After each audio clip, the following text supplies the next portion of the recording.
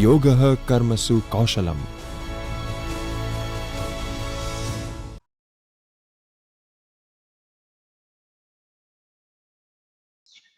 Namaste. This is Dr. Asharani Anto, Assistant Professor R.H. Patel English Medium B.Ed College, Kadisar Vishwvidyalaya, Gandhinagar. First of all, I would really thank Dr. Jagdish Joshi sir for giving me this wonderful opportunity in delivering lectures in quality concerns in higher education. Dear friends, today we are having a roller coaster ride. You will surely enjoy this lecture and have a lot of takeaways which you can imply in your class while you are dealing with higher education. So let's start our journey. But before that, we need to understand what is teaching. Everyone knows what is teaching. That is a very like a question that everybody knows the answer. But then too, teaching is a communicative process. Teaching is an understanding process. Teaching is nothing but a learning process, a two-way learning process. This is a generation in which not only the teachers, but also students, but all the environment starts learning in the specific time given. But in those specific times, we have to improvise a lot of methods which can be useful in making our teaching as well as learning a great journey. So we should always concentrate on the journey that we are in during the class rather than the destination, that is the exam. We need to make our students understand the concept of learning the ingredients perfectly so they can imply practically very well. So let's start. So today we are going to have something related to innovative teaching.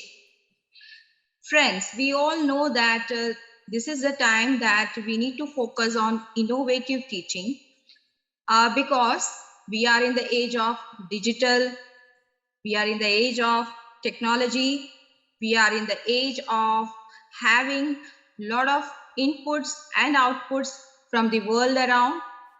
And also we have to integrate all the teaching learning process, whatever happens in and around our environment. So let's start. So the first thing that comes to our mind is that when we say innovative, I think the slides that I'm showing, you will really synchronize with what you are learning.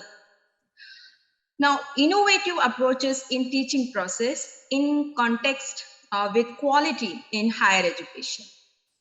When we say higher education, everyone knows the definition of higher education, the meaning of higher education. When we there is a prosperity in academic cognition when we reach higher education.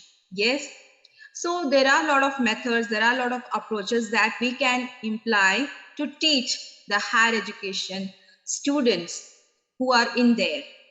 No doubt in that nowadays the children are more knowledgeable and they have the best thing, that is technology with them. But we need to focus on those things that really rejuvenate the power of learning. So that is the first rule that comes to my mind that I always say to my students is that in my class, we do our best and support one another as we learn together. Dear friends, it's very important that when we are teaching, we are also learning. When we are teaching, we are also gaining information. And when we are teaching, we have arguments, we have logical understanding, and we make the journey a very compatible, flexible, amicable journey. So in this class, we are having a learning together scenario. As I said, the first question that pop up our mind is, what is innovative teaching? That is quite a good question. Every now and then we find that each and every product that comes in the market, whether it is a cooking product or whether it is a clothing product, whether there is a brand product, every product has its own innovativeness. Everyone is saying that you need to be innovative in performing your task, you need to be innovative in presentation. So all the time we are hearing that we need to be innovative. But one thing that is there is that we need to bring innovations in our teaching approach. Gone are the days when we were teaching like chalk and talk, or through lecture method, or through discussing something that is from our old rotten notes. But this is the time that we need to be in a higher way of thinking and understanding, and how we are going to synchronize with this all. So let's understand what is innovative teaching. So I have found these I's for innovative teaching. First is imaginative. Remember, my friends, that our children are more imaginative. Even we are imaginative. But then we have to provide a certain perspective that they will cultivate their imagination to that extent that they can learn very nicely and smoothly with a collateral movement of actions, repercussions, and all imaginative powers they have, and utilize it well in their learning process. Then inventive. Here I must say that inventive means a new way of inventing the learning concepts. The concepts are the same, but how we are going to learn it and how we are going to practically use it is very, very important. And at that juncture, we need to be innovative and, yes, inventive. Inspired. See, it is not like that. That we inspire our students, no doubt in that, we inspire our students. But we need to inspire, we need to get inspiration from our students also. Because nowadays you can see the students come up with a lot of good ideas, lot of remarkable junctures that we need to follow them, we need to adapt them and adapt it in all the scenarios.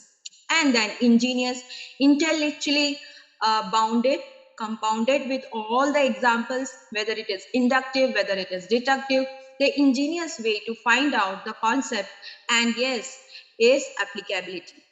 So what I want to say is that innovative teaching is my perception that it contains one good imaginative scenario, then inventive, then inspired, then ingenious. Now these all things are getting into a shell, but it need to be exploded.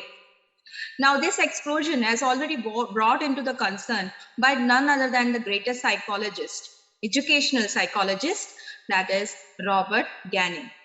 Now he has given 9 events of instruction. 9 events of instructions. Okay. Now which are they? Number 1, gain attention. What are we doing actually in the class? We are trying to gain the attention of our students, aren't we? Yes, we always try to gain attention from our students. How we gain attention from our students? Maybe we have good storytelling technique, or maybe we are very technologically savvy person, or we are giving opportunities to the students, or we present the content matter in such a way that we gain the attention. And the tedious task in teaching is that when you go to the last lecture and students are saying, oh my God, we are now very tired, ma'am, we can't attend the lecture. At that time, how to gain attention of the students is like, it becomes a very difficult task for us. But nowadays, teachers are very well equipped. They are a step forward in that. Yes, and they know how to gain attention from the students. Now, this is one of the very foremost instructions given by Robert Gannon in nine instructions. And number 1 is gaining intention. Now, when I say gain intention, once you gain the intention, of course, it is sequentially with informed learner of the objectives.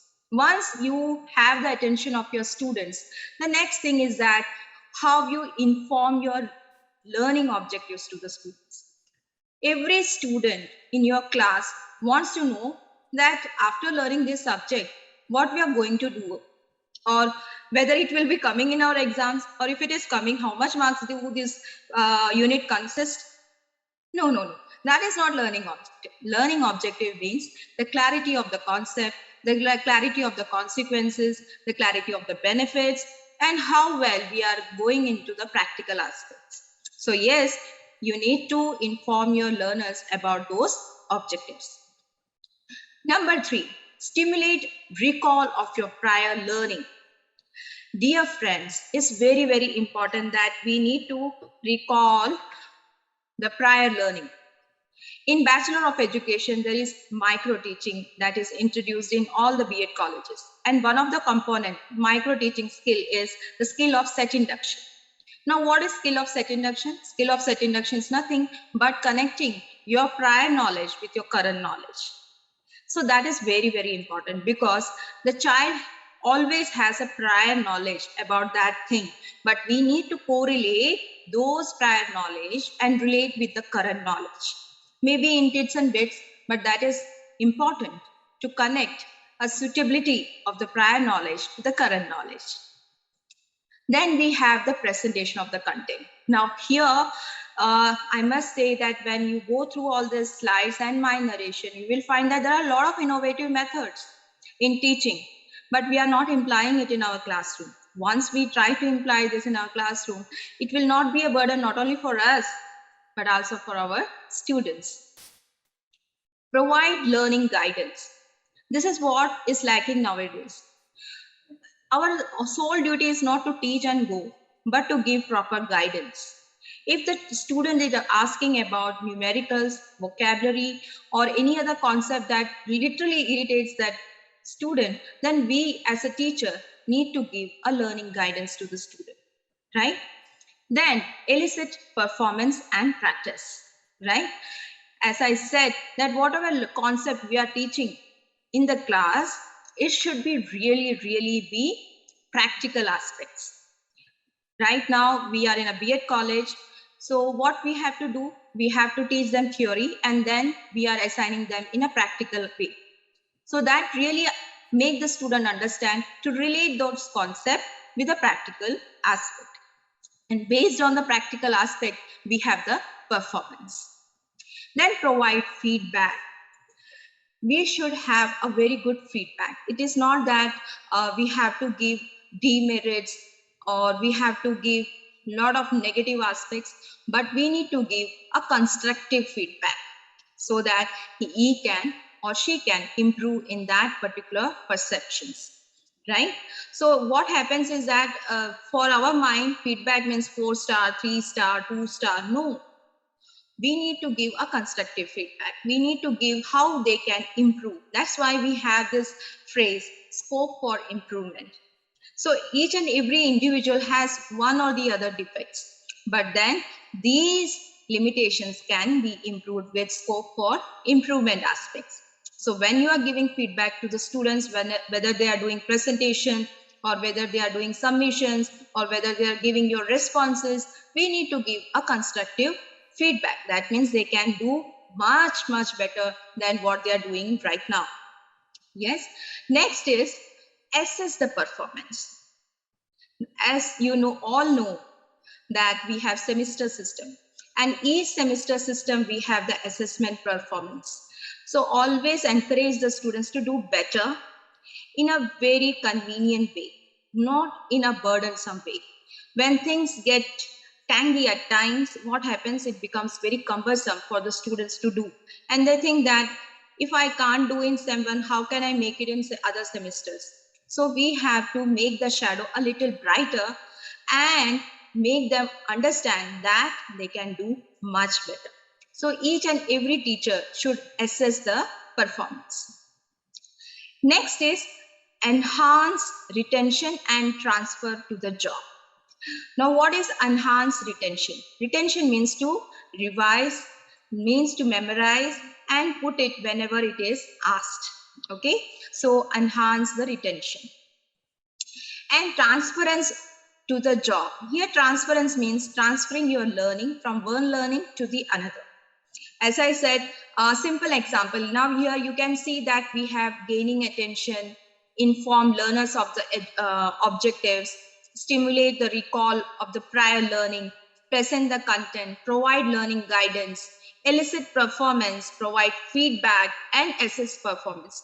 All these are integrated, and because they are integrated with each other, they enhance the retention. And once you enhance the retention, then the students they can easily correlate with the other learning scenarios. So I think that you all understood about Robert Gannet's 9 events of instruction.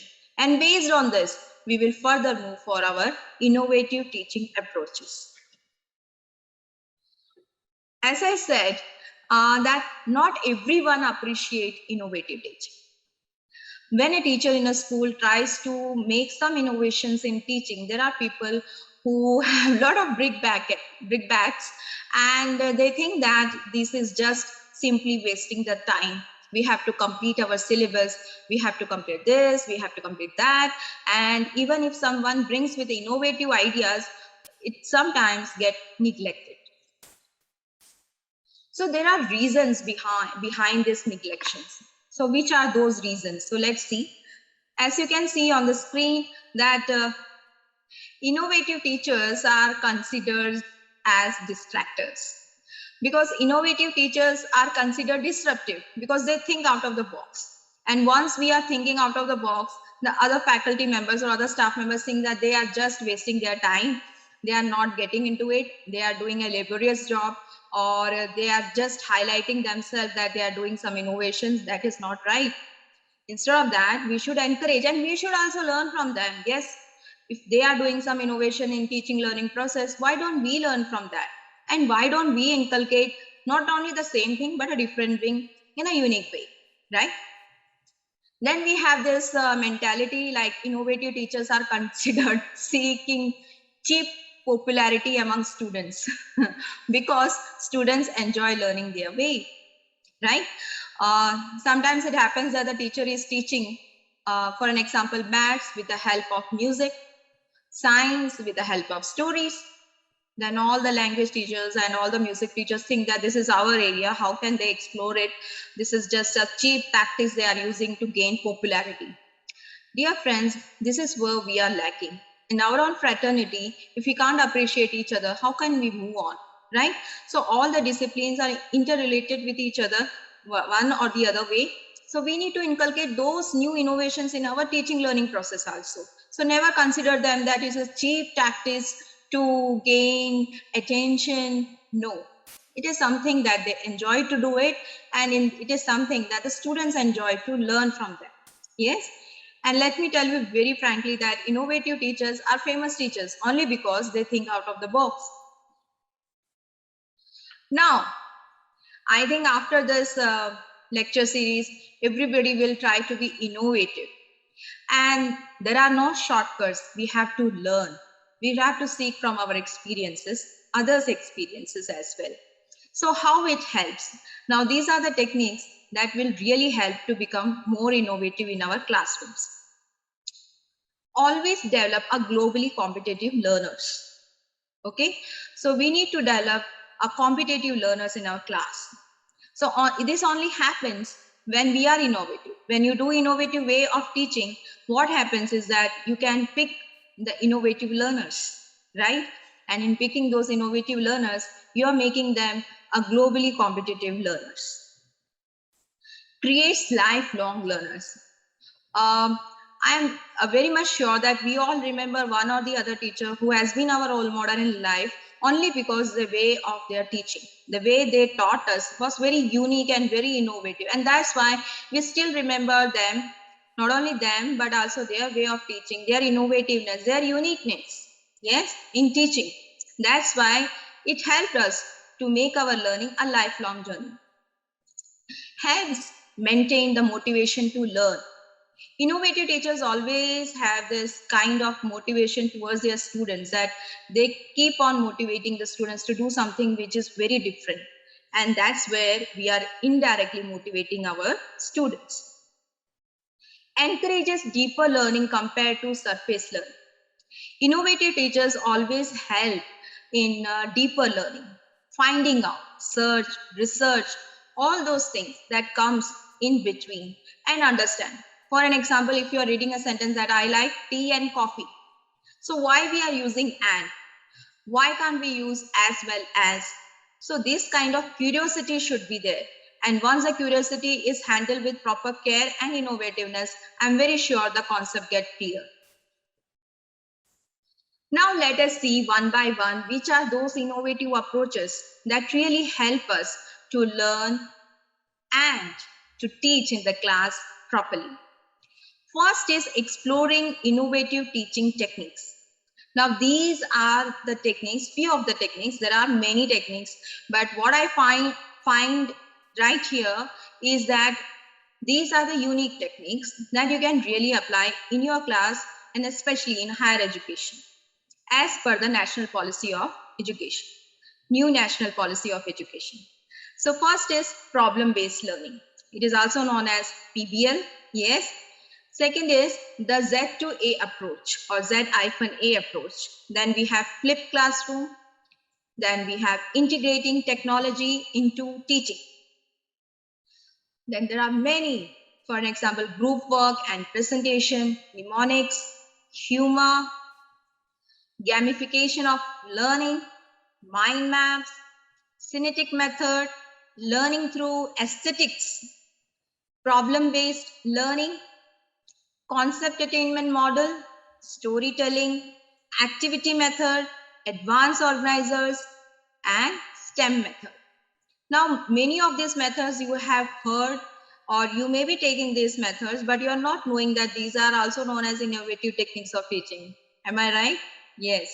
So we will be learning this, exploring this, and understanding these teachings, which will be really helpful in your journey of teaching. First is problem-based learning, which is also known as PBL. When I say PBL, it is a shortcut, okay, short form or acronym of problem-based learning. We are presenting a problem before the students. Now let us see what exactly it is. As I said, problem-based learning, PBL, is a student-centered pedagogy. It is a student-based method. There are two methods, teacher-centered method and student-based method. Most of the innovative methods are based on student-based methodologies or pedagogies. So in which students learn about a subject through the experience of solving an open-ended problem found to trigger the material. Okay, so here in this slide you can see there is a circle given, like what are the stages, and as a teacher we need to present those stages before the students so that they can have the understanding properly and meticulously. So first is a PBL stages. Step 1, problem scenario. Now it happens that we don't give proper problem to the students, then also they can't understand. So we have to be very diligent in giving proper problems to the students. So first is the problem scenario. How the problem, where the problem, why the problem, and when the problem occurs. Second is identify the key facts. Which are the facts that are really related to these problems and how these facts are affecting, or rather it is intervening, the problem. Third is brainstorming missing information. There are broken links, yes, broken links, and you have to attach those links with the information or with the central facts that is revolving under those things. Next is self-directed learning. When the student gets this particular problem scenario and he has this identifying the fact kind of perception, then he does some brainstorm exercise to find out the missing notes. Then it's but obvious that what he's doing. He is only doing a self-directed learning. He is coming closer to the concepts. Okay. Next is assimilate the new knowledge. When you get all these information, what happens? The student understand that this is a time I need to assimilate all these information because I have gone through step 1, step 2, step 3, step 4. Now is the right time to assimilate all this information, which I can do it chronologically. Now, once I get all these things chronologically, sequentially with me, what I do as a student, I will apply the information in that particular problem given. And once I apply to that problem, I will get the result. And once I get the result, I will understand the concept. So in this thing, you can see that the teacher labor is less. Okay. he or she has to present the problem in a very unique way, make them meticulously understand what is the problem and how, where, when, and why they are going to do so. Without making them much understand about the stages, automatically the stages will be crystal clear before them. So I hope you have understand the first strategy of innovative teaching is Pbl. And most of the colleges as well as the university and even the schools are following this technique of Pbl. Next is Z2a approach. This is a very ancient approach, but it is molded into a new way, into a new scenario. As I said, Z2a. So it is a very descending way of approaching. It's not ascending. So let's see what it is.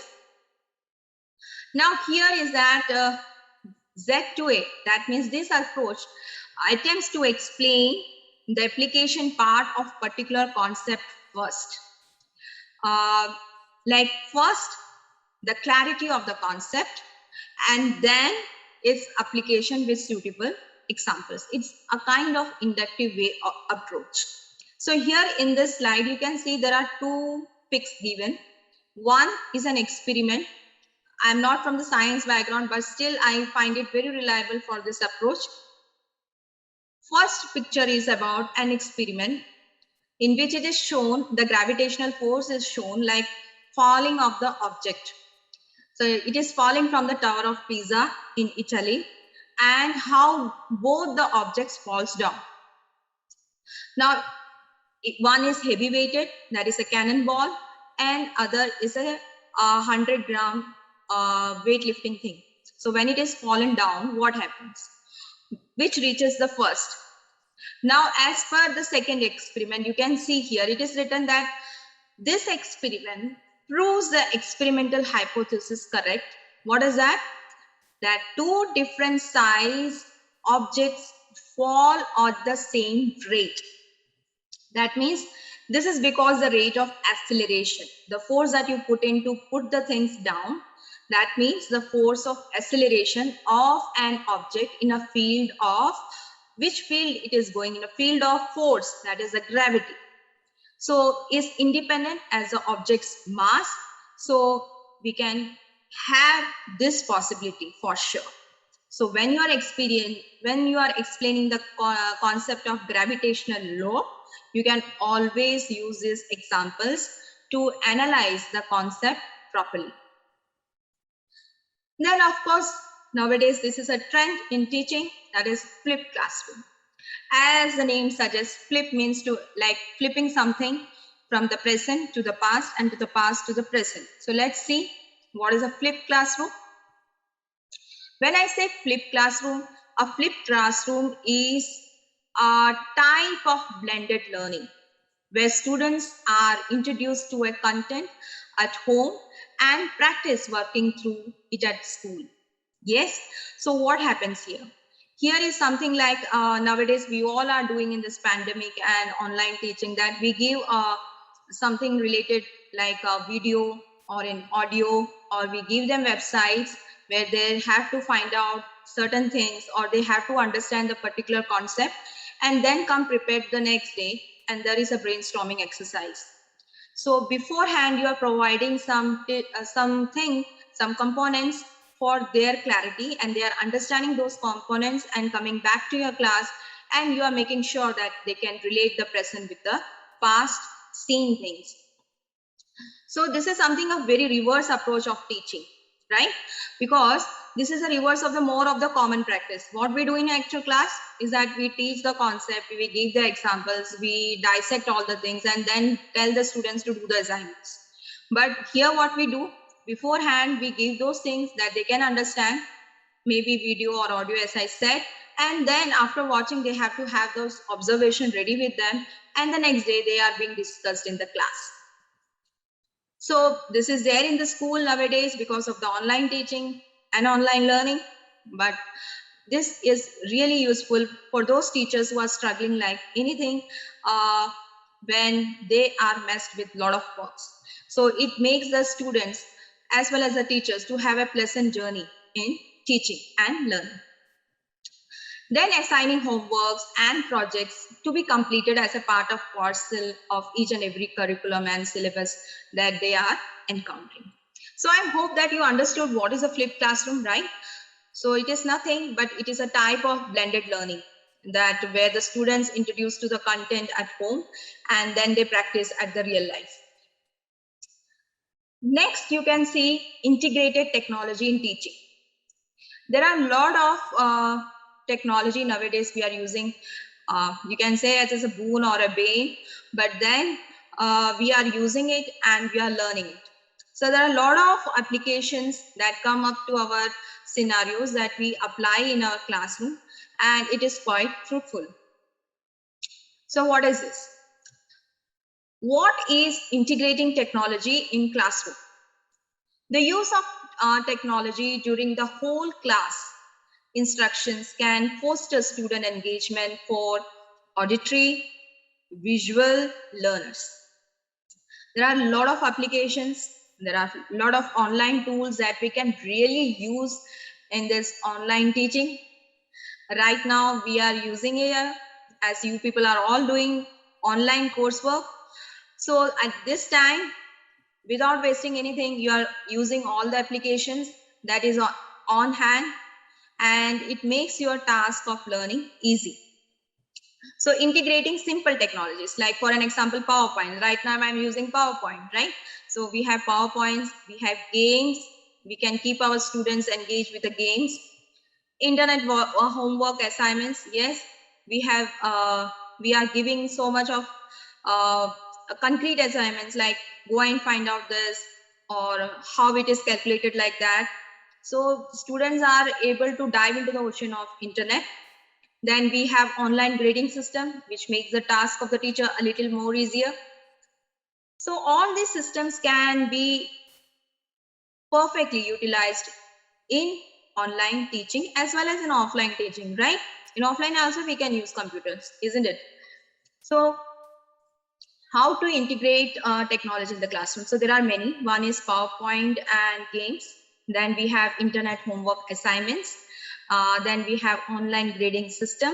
Then we have classroom tablets. Most of the schools and colleges and universities provide the students with tablets. Not that eating tablet, but the electronic tablet, and they use it well to compile the learning, to make understanding of what they are learning. Then keeping students engaged, then help students with learning styles and prepare students with life skills. So in exploring, they learn a lot of things. And nowadays we have 4D, 3D, all kind of visuals available with us. So that it makes the task of the student easier, and they find that how it is a part and parcel of their life, and they really walk into it and they understand the real life skills of learning. Next is group work. In many higher education sections, we have group work. Group work really is something that rejuvenates camaraderie, right? So what is group work? As the name suggests, group work is doing some work, learning work in a group, in a small clusters. So group work can be an effective method to motivate the students, encourage active learning, and develop key critical thinking, communication, and decision making skills. So it happens like, for an example, we are allotting a group work in our papers, in our subjects, and we are selecting heterogeneously. That means introvert, extrovert, passive, active students in the group. So while interacting within themselves, they learn many things. Like as I told you that it have active learning, it have critical thinking, it have communication, and as well as decision making. But without careful planning and we are not providing good facility, then group can frustrate as not only the students but also the instructors. And sometimes it is like a waste of time, because it depends on the mood swings of the students who are working in that group, because each group is individually different, each student is individually different. So as a teacher, is our responsibility to make the group in such a way that all students can amicably do those work properly. Then you can always take, after each group work, you can always take the suggestions from the students how the group work can be more effectively be carry forward in the next group. So that is very good thing that we can do. Next, very nice innovative approach is mnemonics. Now you'll be wondering what is mnemonics. Okay, Mnemonics, mnemonics. So mnemonics is nothing but like a badam, almond. Uh, it really rejuvenates your memory and it gives a lot of shortcuts to how to memorize. So it is considered as a tool, as well as it is also one of the teaching strategies. Right from our kindergarten days to higher education, we all are doing some or the other way of doodling mnemonics. So a mnemonic is a tool that helps us remember certain facts or large amounts or large chunks of information we have. Because if we learn in big chunks, it will not be remembered forever. But if we learn in a small chunks and a easy way, then yes, you are at the right time and the right place. That is mnemonics. They can come, yes, if you like song, you can make it in the song form. If it is a rhyme, you are interested in rhyme, it can be a rhyme form. If it is an acronym, you can make it as an acronym. If it is a image, or if you can make it as a phrase or sentence. So mnemonic help us to remember facts and are particularly useful when the order of the things is important. So it can be applied in all the subjects, whether it is science, maths, English, education, any subject, we can apply quickly mnemonics. So here I have given in the slide a simple example that is of mnemonic. One is, if you want to learn about parenthesis, we have to try to understand the order. In mathematics, everything matters the orders and the systematic stepwise presentation and coming to the conclusion and the answers and all. So here is a small example. So we have first parenthesis. Then if you remember parenthesis, then it is prior important that we know the exponent, that power and divisors. Then we have multiplication, then we have division, then we have addition, then we have subtraction. So all this we have to learn. So as a student, as a teacher, how we make the student learn those things. So first comes parenthesis, exponent, multiplication, division, addition, and subtraction. Oh my God, it's very difficult to remember. So we have an easy technique, how to do it. Please excuse my dear Auntie Sally. Please excuse my dear Aunt Sally. So first is PEMDAS. So yes, you remember all the things very nicely. So we made it as a phrase. So mnemonic can be made it as a song, as a rhyme, as an acronym, as an image, phrase, or sentence. Next is humor. It's not like that we have to have a comedy time in our lecture class, or we have to dress as a joker and come to the class, or we have to do some comic timings with the class. No, it's all about humor, how you use humor as a technique in teaching the students. What is humor? Now, it is often claimed that humor is a desirable characteristics of teaching and learning. Justification for the use of humor include the promotion of understanding, holding the attention of students. That is very, very important.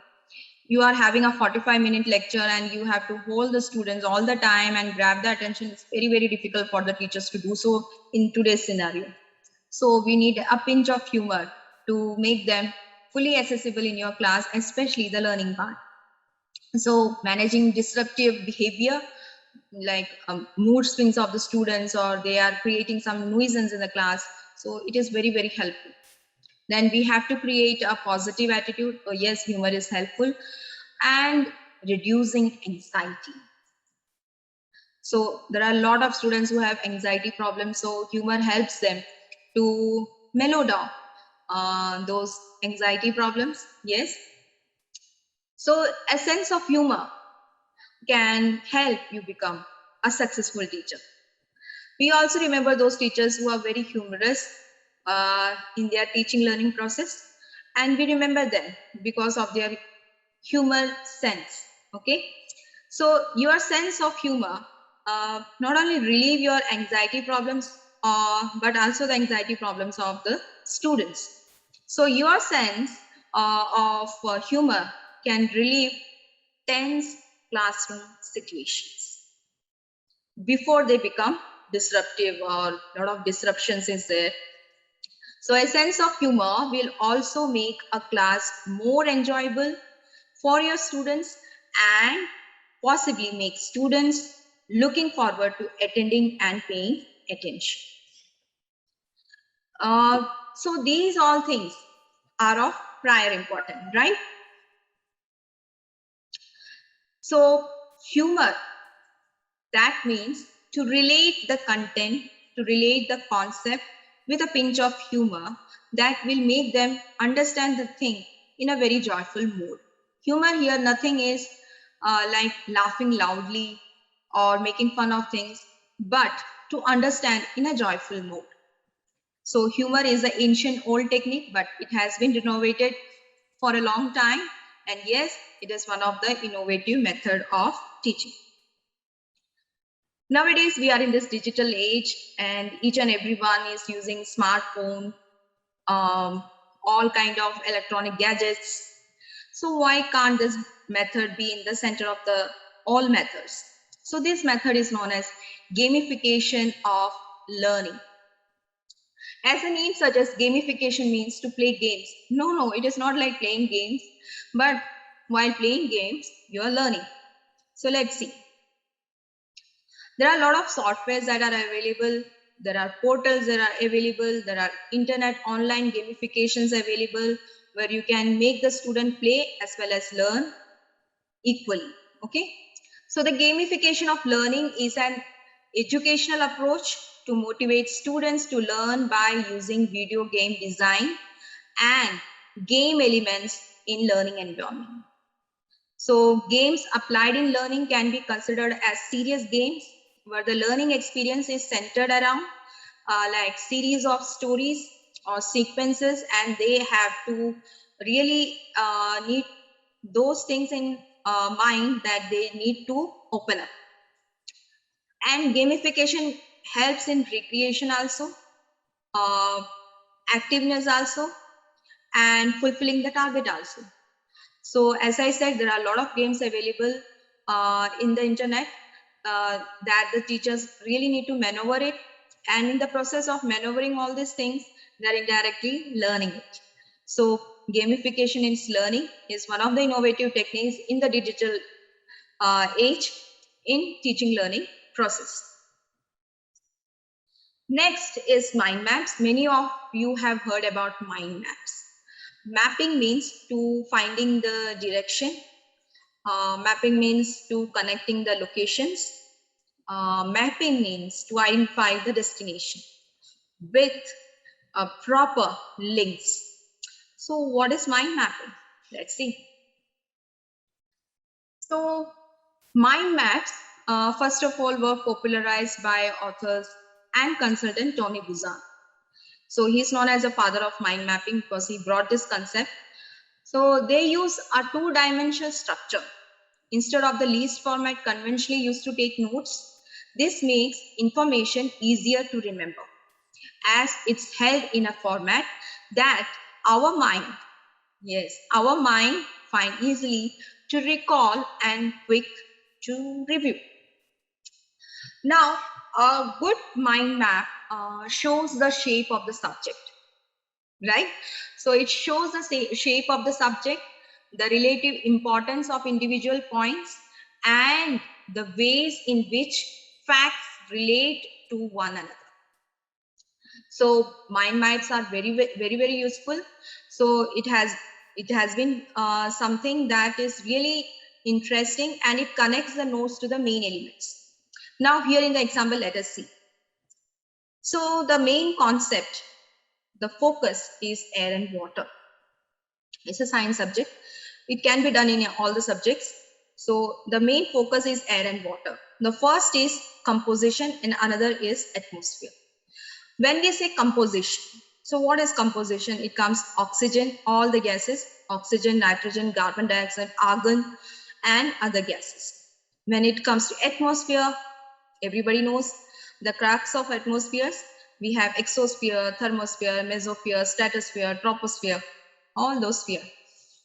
Then when it's come to water, we have impurities and purification. So again in impurities, we have insoluble and soluble. And insoluble, we have sedimentation, decantation, filtration, and soluble, we have evaporation, distillation. Then in purification, obviously, we have chlorination and boiling. So by seeing this map, the student understands very nicely the differentiation, the process, and types in air and water. Now, nowadays, you can see the most of the NCERT books, most of the Cambridge books, international school textbooks, you will find mind maps are everywhere. Why it is so? Because they can do self-learning. So there are tools like mind mapping tools are available on websites. So we have a lot of websites that provide easy mind map tools. So it is not like that we have to put all the things in one context and do a lot of hard work in making a mind map. No, there are websites which provides a lot of guidance and support for the teachers to make excellent mind maps. But the thing is that your concept should be very clear when you make a mind map. Okay, so I think this example suffice what is given, mind mapping. So it is nothing but connecting the shape of the subject and its relation with the types, with the benefits, with the advantage, disadvantage, etc. This is Synecdic model. Now, few of you may have heard about this model, but it is very vague. This model has been there in models of teaching, and it is being very unfortunate, very few teachers apply this model in their real classrooms. Yes, so Synecdic model is one of the model that tilts the creative aspect of the teacher and the learner. So what is Synecdic model? So Synecdic is a method that works with problem analogies and put them in different way, seemingly not unlinked environment. Method is based on assumption that people are more creative. It is like that everybody is imaginative, everybody is creative by one or the other way. Okay, so when they understand how really they are creative, their creativity works. So as a teacher in the class, we need to give an extra effort to find out the creativity that they already have and how they can apply in the real life classrooms. So Synecdic model is one such model. And in English, this poem can be used. In all subjects it can be used, but in English we can use in teaching poetry, in making passages, because it makes, number one, a good vocabulary. You can have a good vocabulary. Number two, it tilts your creativity. It empowers your imagination, and it enhances the thinking beyond the zone. And number four, you can connect experiences. So all these 5 elements put together, you can use Synecdic model. Now you can see here that I have made a Wordle. It is available on internet also. So Synecdics, you can transfer words, you can substitute your thoughts, you can pre-vaccinate all the things. There is a metamorphosis from an ugly duckling to a beautiful duck, beautiful swan. Okay, then we have hybrid. Synecdic model is a hybrid model because what we think only on the upper layer only, but we are not getting into the deep layer of the thoughts. Yes, one of my favorite is we can remix it. For example, if it is a love poem, we have to find out the vocabularies and how it can be substituted with the real things. So we can remix it without losing the originality. Then we can fantasize. Yes, those who are in fantasizing all the things, this is the right method to fantasize the exact concept of learning. Then mythologize. Okay, you can put on the characters, your characters from the story and relate to the same learning. Then you can disguise it, you can subtract, you can distort, you can give a scenario and tell them to write in their own way, how they perceive it. And then you can have superimpose, you can analogize, you can fragment, you can add, you can repeat, and all together, my dear friends, becomes synetics. Next, innovative approaches we are going through. So wait for a moment. So friends, till now we have gone through a lot of innovative approaches, and we have section 1 we have learned till Synecdic method. Now we are going to have a learning experience with other methods. So let's see. Next is STEM method. Now you will be wondering what is STEM. Now this is one of the popular methods in this time. We have STEM technologies, we have STEM classes, we have STEM courses. So what exactly is STEM? STEM stands for science, technology, engineering, and mathematics. Now this is a method of education wherein the subjects are taught in coherence instead of an isolation. So what is this? As the word suggests, STEM means to connect, which is the base, and to eliminate the gaps in learning. So basically, it emphasizes on bridging the learning gap by putting the children at the core of experience, making them active. All these innovative methods are trying to make the learners from passive to active learners. Okay, so it emphasizes on bridging the learning gap by putting the children at the core of experience, making them active learners from passive learners. So like in PBL, we have seen that the process is like you are giving the scenario, students are finding it out, coming to the conclusion, and again testing it out. But here is that you ask a question, and they have to do some background research, and they have to construct a hypothesis. Hypothesis nothing but a tentative statement.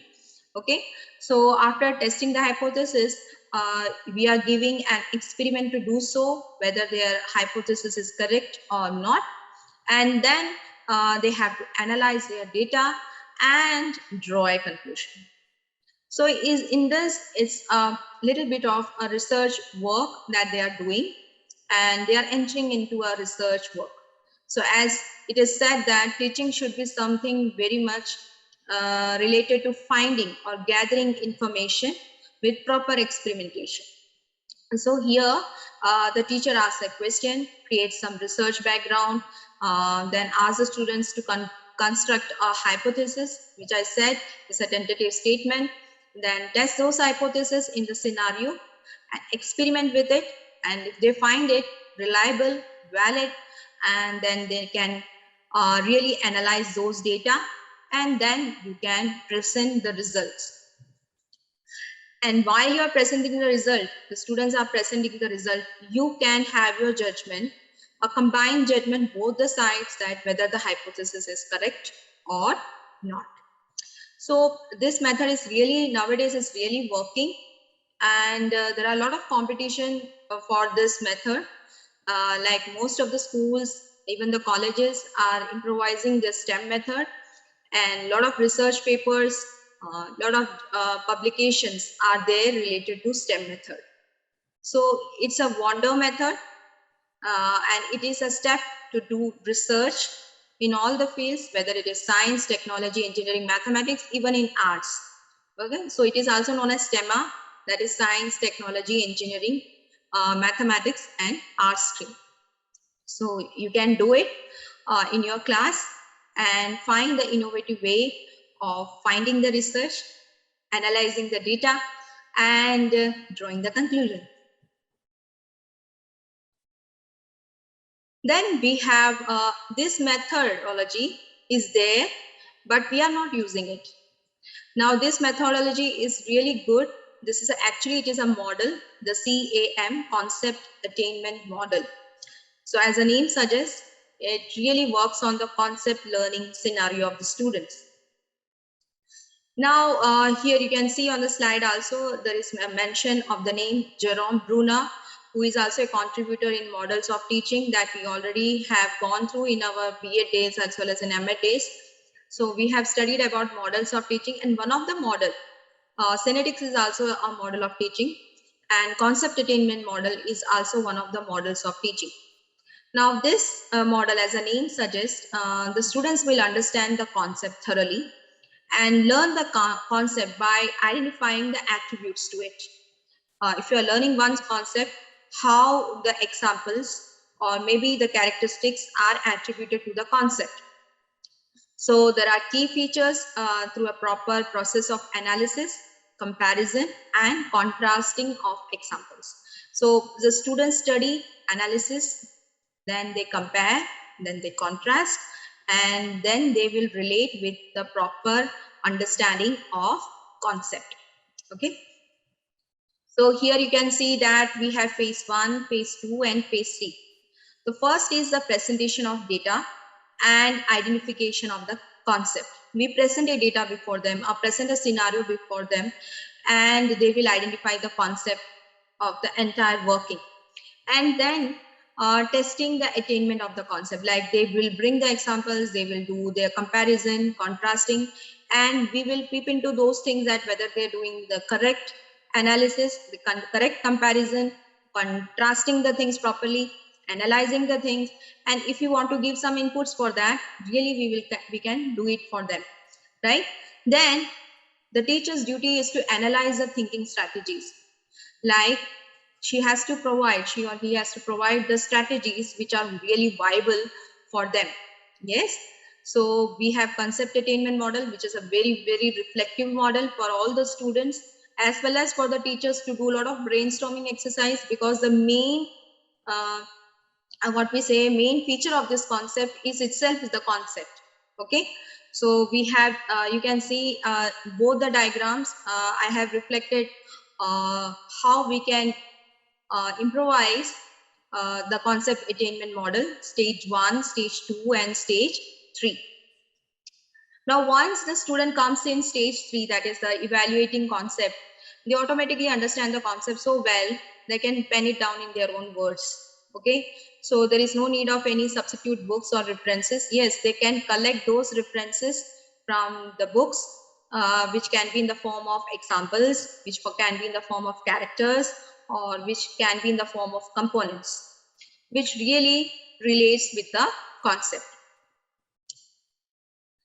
Yes, storytelling method. Now you will be wondering that this is a very age-old method, right?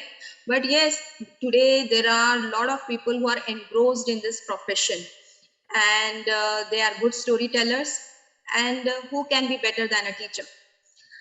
Teacher can really do wonders when she or he has the ability to do wonderful storytelling. And yes, the new national policy on education relates storytelling method as one of the most sort of methods we have, or approaches we have when it comes to teaching learning process.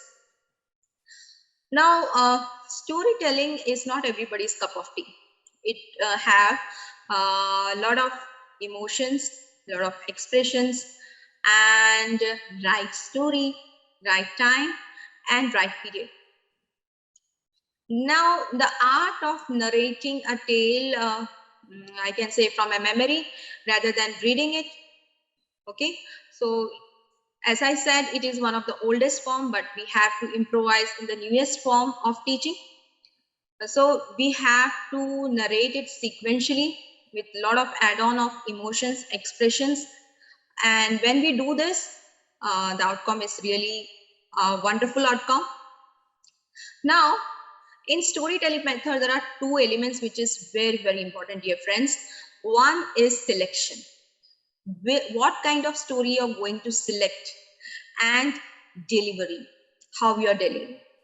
Now, I'm not propagating any one kind of website, but there are a lot of websites which provide you digital display of stories, right from Shakespeare's play to the Sudhamurthi's stories.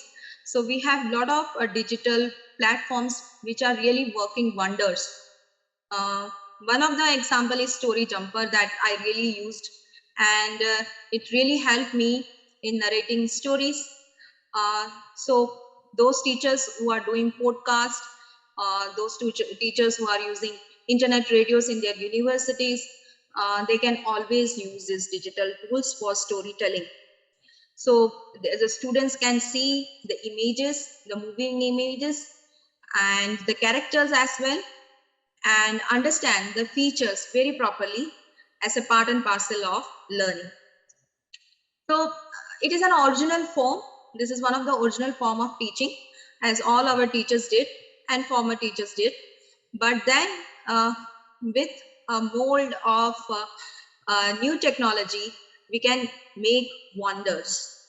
So it has a potential form of fostering learning and helping the students to be intelligent and understandable in certain aspects.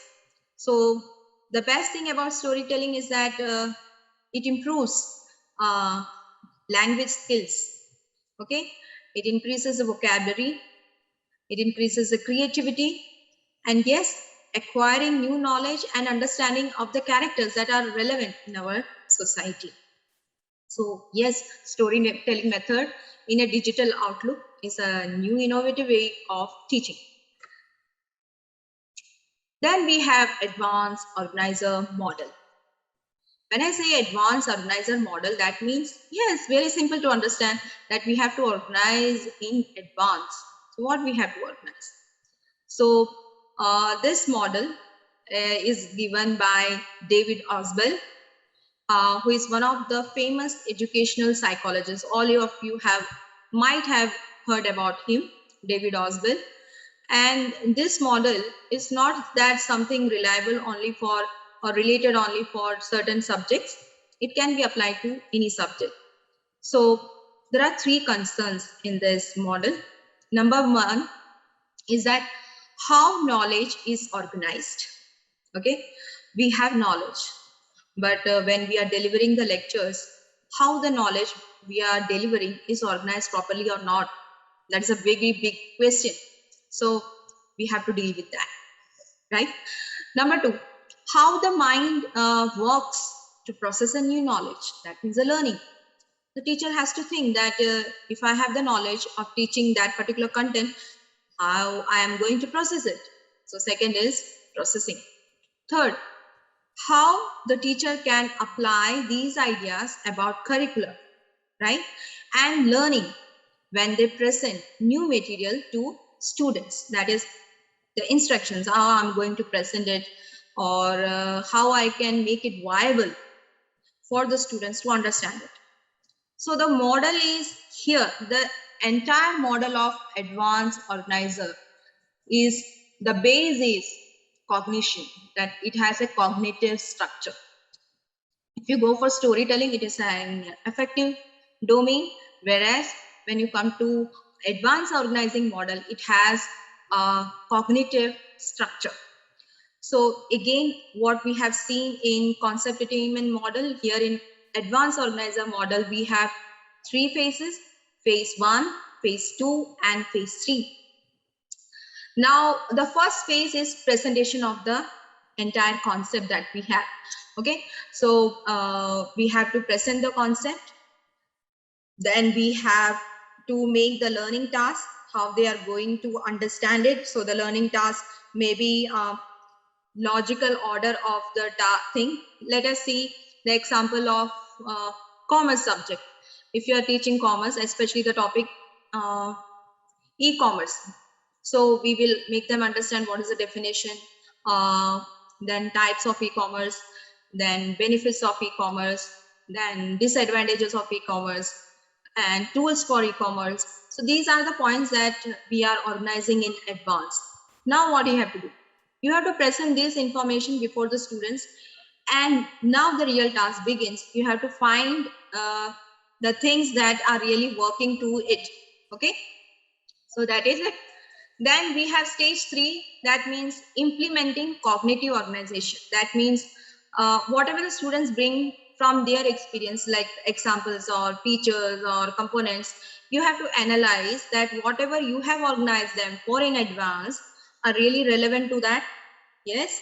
So this is a job work done both by the students and by the teachers.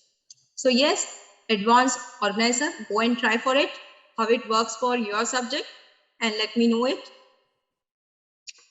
Then we have very good method, that is activity method. As it is, activity means to make the students active with various kinds of activities. As this time continues, we can see that we are all focusing on cognitive domain, we are focusing on psychomotor domain, but we have to more focus on affective as well as psychomotor. So activity method is perfect. So let's see. Now, when I say activity method, it's a technique. It's an innovative technique. Nowadays, it is used as an approach.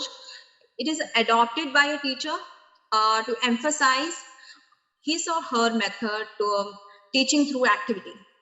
So like making some small activities, making the students work for that activity and understand by themselves. So this is a self-learning technique.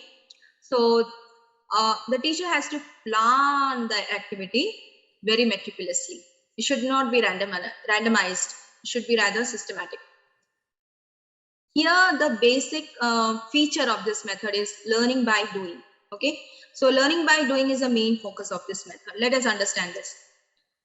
You have seen that in many science exhibitions, science subject exhibitions, they have this volcano eruptions and the model of volcano eruption, and they give a chance for the students to do it by themselves. And when they do it, they will find, wow, what is it? And they will study about molten lava, eruption, crust of the earth, etc. by doing only. So learning by doing, and this activity method cannot be done in all subjects. So it is exclusively for those subjects in which activity can be done. So we have this comparison, a short comparison that I got from the web, from internet. It's like classical teaching strategies and active learning strategies. Now, when we say classical teaching strategies, we have in traditional method, we have transmission of information from the teacher to the student. Okay, guru is a person who gives information, who gives knowledge. There is no other source. Okay, then we have the instructor is a primary source, and lecture is the primary form of transferring knowledge. So there is no other things to do. Whereas in activity, what happens? The students get engaged in themselves, and they are very active in learning, in understanding the entire activity and correlating with the learning part. And second thing here, nowadays we say ourselves as not as teachers, but we are facilitators, that we are providing the facility, we are providing the platforms, and then the students have to do by themselves. Yes, so letting the students take control of learning even themselves. So this is a very explicit form that you can understand. The main feature is about learning by doing. Then this is in fashion, that is total physical response, TPR.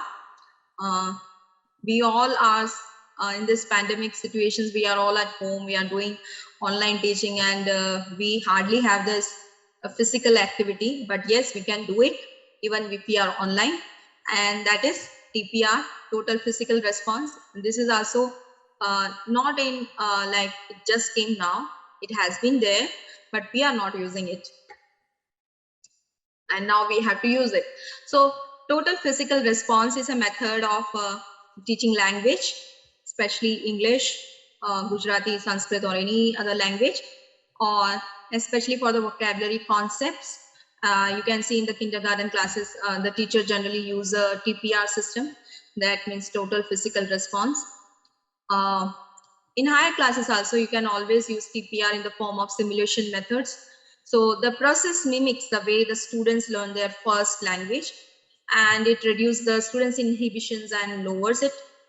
Now, this method is developed by James Asher. He was a professor emeritus of psychology at St. Louis State University, USA. Now, it is based on the coordination of language and physical response. Now, this TPR is used by corporate people also.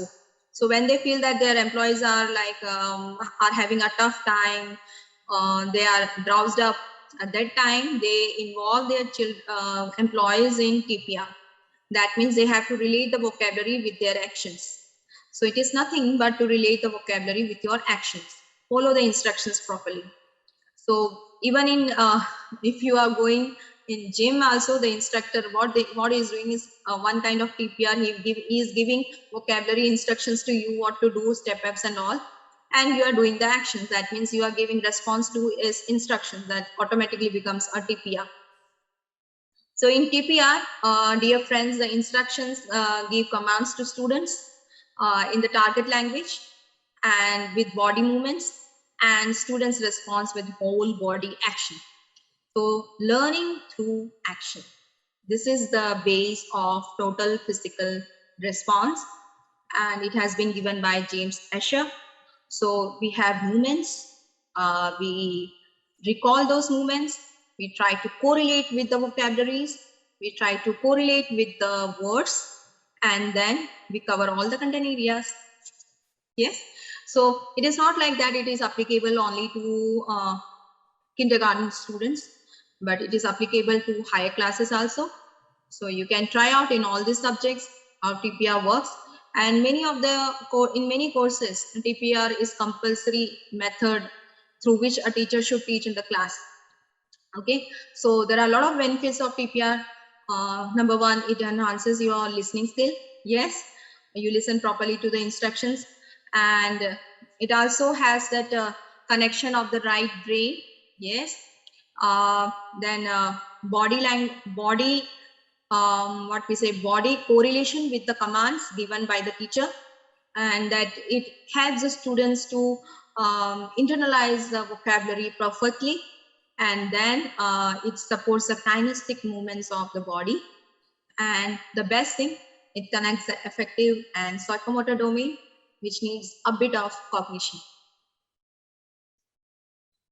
Then this method I really found like nowadays the new national policy on education prefers on aesthetics also, like sense of beauty, finding out sense of beauty in all the approaches of learning.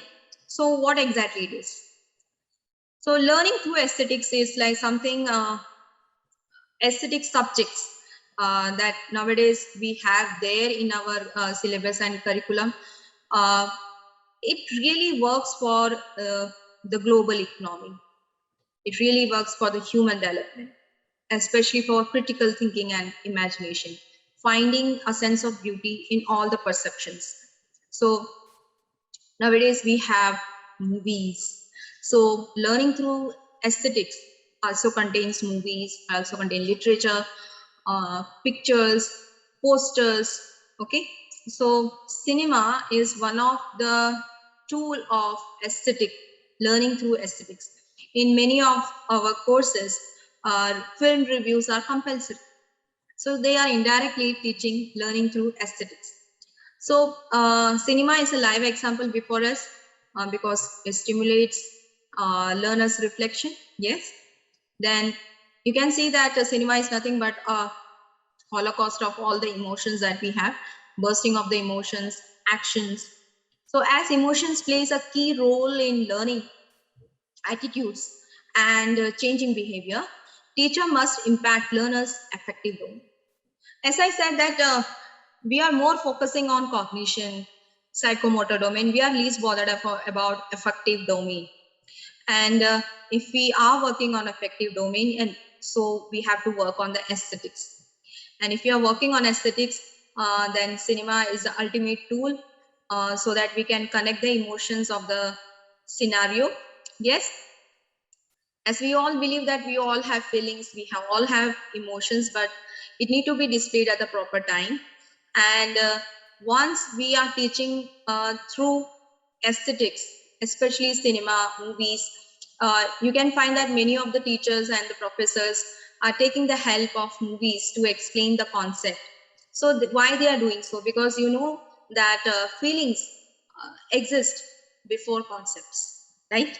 So the effective path is a critical path, and once you teach with this critical path, there is a complete rationalization in the process of learning.